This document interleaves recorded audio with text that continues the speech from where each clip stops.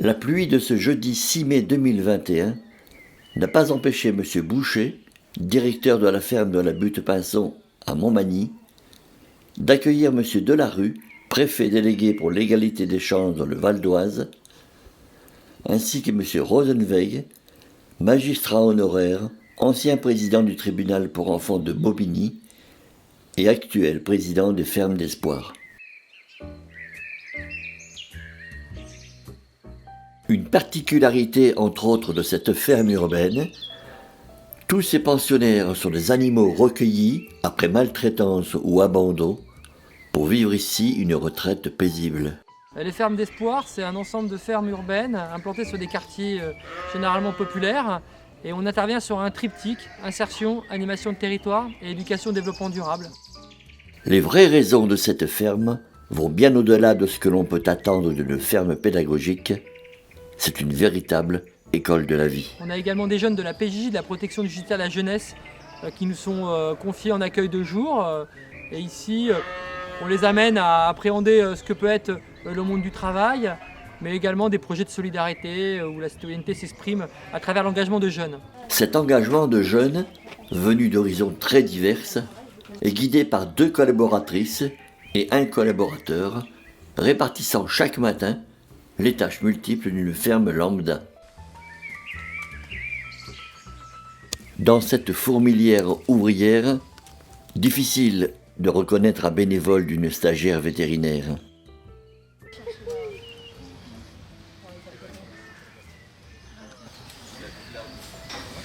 C'est un petit peu... je suis ici un petit peu pour voir, pour me situer dans ma propre vie et de changer un petit peu et faire quelque chose de différent de ce que j'ai l'habitude pour découvrir une nouvelle chose. Moi j'ai décidé de faire un service civique parce que du coup je faisais de l'anxiété scolaire et c'était histoire de faire une pause et puis de pouvoir réfléchir à ce que je voulais faire après. Parce que j'aime bien travailler avec les animaux, promener les animaux, faire un avec les animaux. Il faut bien voir qu'ici les animaux ne sont pas consommés, on est un refuge pour animaux de ferme, mais c'est un moyen, un support qui permet de créer de la cohésion de groupe et de pouvoir animer les territoires de façon différente, notamment à travers l'éco-pâturage, à travers on va dire le bien-être que procure la présence des animaux au cœur de ces espaces verts et cités et habitations qui entourent généralement nos équipes. Moi, j'ai pour projet de faire une formation de soigneur animalier et après de faire une formation d'assistant vétérinaire. Les services civiques volontaires se partagent le travail avec les stagiaires en milieu professionnel avant leur insertion dans une entreprise. Et il y a un contact avec les animaux et les enfants du point de vue pédagogique qui est très enrichissant. J'ai fait une formation en animalerie et le fait d'avoir fait le service civique, je pense que ça va m'ouvrir les portes à retravailler dans une animalerie.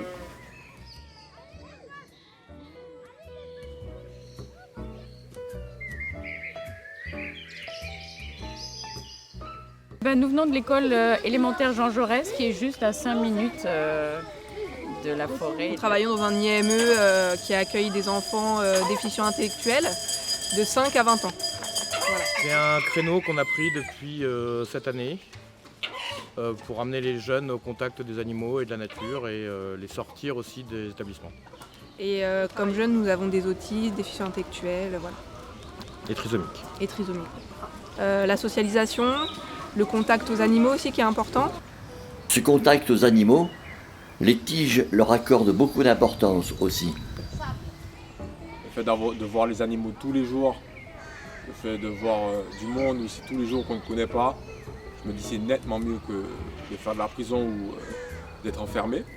On reçoit régulièrement des magistrats, on appelle ça des CPIP, c'est des conseillers en insertion, probation des peines, qui nous affectent des personnes de façon régulière. Il y a beaucoup de jeunes majeurs ou mineurs qui sont pris dans le cadre de ce qu'on appelle un travail d'intérêt général, donc qui exercent leur peine ici.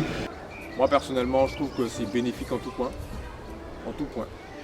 Que ce soit au niveau du monde, je pense qu'il y a aussi des services civiques, il y a des gens qui sont là pour nous encadrer.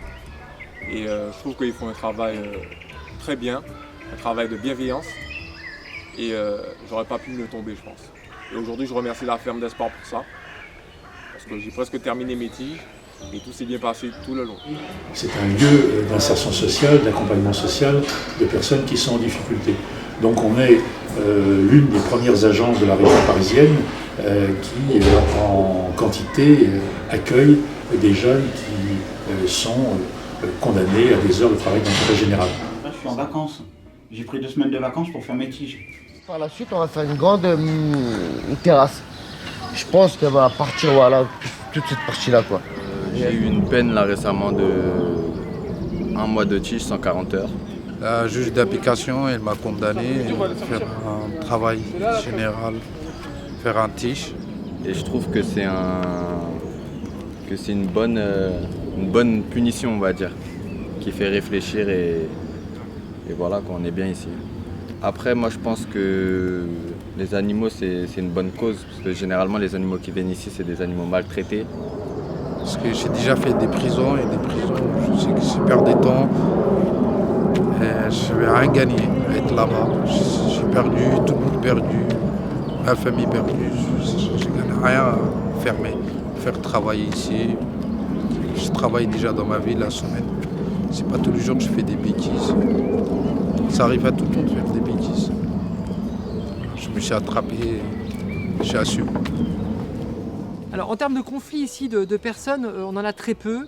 Il nous arrive de gérer des problèmes plutôt de relations humaines entre des jeunes de façon assez classique. Par contre, c'est vrai que les personnes qui nous rejoignent sous main de justice ici, généralement on fait en sorte que leur peine ne soit pas subie, mais qu'ils en deviennent acteurs et qu'ils soient vraiment partie prenante dans le projet associatif qu'on défend ici. Voilà, qu'ils apportent leur pierre à l'édifice. On va les gérer par la bienveillance. On va essayer de parler, de mettre et le service civique et le tige à l'aise, ou le tige entre tige, ou service civique entre service civique. On va essayer de comprendre pourquoi et essayer de résoudre le problème, avec bien sûr de la bienveillance. Voici Hip Hop et Arthur. Donc on essaie de faire de la zinothérapie. C'est l'approche de l'âne pour essayer de solutionner tous les problèmes physiques, psychiques de l'approche d'un animal. L'âne est très câlin, c'est l'avantage. La principale activité qu'on puisse faire, c'est les soins, c'est-à-dire on le brosse, on lui touche tous les membres, les pieds, on lui prend la queue sans appréhension. Après, une fois qu'on est un petit peu plus familiarisé, on peut faire des petits parcours de bûches, aider à enjamber. On ne monte jamais sur l'âne, c'est juste une approche animale. Et ensuite, la dernière chose qu'on puisse faire avec l'âne, c'est carrément un travail aux longues graines. C'est-à-dire on est derrière lui, on donne les ordres, on l'arrête. Donc il y a une symbiose animal-enfant ou animal-adulte. Et souvent ça déstresse beaucoup. Encouragé par les résultats, M. Boucher élargit le concept d'animation de territoire en transportant sa ferme pédagogique vers l'extérieur. Oui, alors on a effectivement un dispositif qui s'appelle Ferme Mobile et on se balade partout en Ile-de-France, là où on nous appelle pour recréer une mini-ferme. Mais pas seulement, on organise aussi des actions d'éco-pâturage, de sensibilisation, des ateliers en dehors de nos murs pour pouvoir toucher un maximum de personnes. On m'appelle pour que je vienne avec mes animaux et que je fasse re-rentrer la nature dans les villes, dans les classes, dans les festivals. La ferme de la Butte Pinson est une véritable entreprise, animée par une famille soudée, prête à semer son savoir-faire. Les fermes des sports se caractérisent par la mixité sociale, via le brassage de personnes qui viennent s'impliquer de gré ou qui sont orientées par la justice dans le cadre du tige au sein de nos fermes. Quotidiennement, des volontaires en service civique, des salariés, des bénévoles, des stagiaires deviennent fermières et fermiers à leur échelle pour développer le projet associatif. La mixité des secteurs d'activité est aussi un facteur essentiel à l'enrichissement du projet associatif.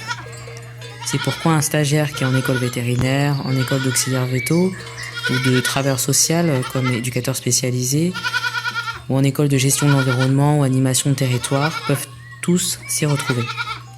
Par ailleurs, nous avons une file active de bénévoles qui viennent nous aider sur les différents travaux de la ferme, nourrissage des animaux, entretien des enclos, le tri alimentaire, de l'accueil de public, le pâturage.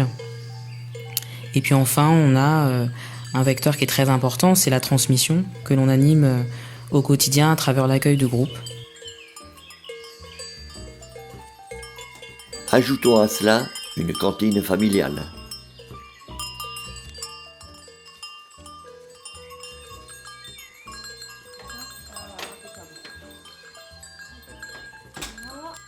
Et que dire de ce jeune service civique volontaire entré dans cette ferme avec beaucoup d'ambition?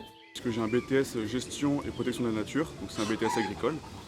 La ferme pour moi c'était une manière de confirmer que c'était un secteur qui me plaisait bien, un secteur professionnel qui me plaisait bien. C'est la première fois que je travaille véritablement là-dedans.